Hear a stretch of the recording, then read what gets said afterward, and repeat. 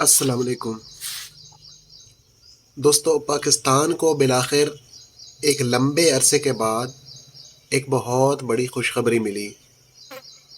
اور خوشخبری ایک ایسی گیم میں ملی جس میں میرے سمیت 95% بندے نہ تو اس گیم کو جانتے ہیں اور نہ پاکستان قوم کو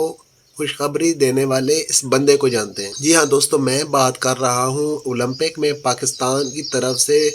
40 سالوں بعد گولڈ میڈل جیتنے والے ارشد ندیم کے بارے میں۔ وہ ارشد ندیم جس کے پاس کسی قسم کی سہولیات نہیں ہے، وہ ارشد ندیم جس کو کسی قسم کی سہولیات تک پذیرائی حاصل نہیں ہے، نہ پیسہ ہے نہ کچھ ہے، لیکن کیا ہے کہ صرف اور صرف جذبہ ہے، ہمت ہے،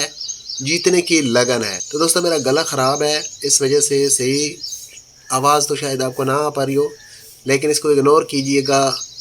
میں نے خراب گلے کے ساتھ میں نے کہا کہ میں نے ویڈیو بنانی ہی بنانی ہے، کیونکہ خوشخبری بہت بڑی ہے۔ تو ارشد ندیم جنہوں نے پچھلے اولمپک میں بھی فائنل کے لیے کوالیفائی کیا تھا، مگر بدقسمت رہے تھے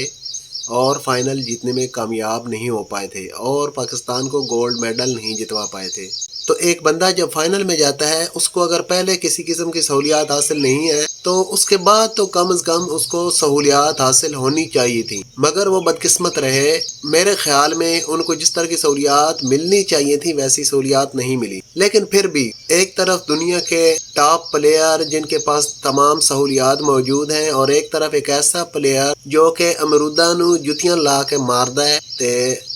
اس طرح اپنی پریکٹس کرتا ہے، لیکن اس کا جذبہ ہے، ہمت ہے، حوصلہ ہے، اور اس کے اندر جو ہے ایک ہی چیز رچی بسی ہے کہ میں نے گولڈ میڈل جیتنا ہے۔ کافی عرصہ سے کوشش میں لگا ہوا تھا مگر جیت نہیں پایا تھا، اور بالآخر پیرس میں ہونے والے 2024 اولمپک میں ارشد ندیم پاکستان کی جانب سے گولڈ میڈل جیت چکا ہے۔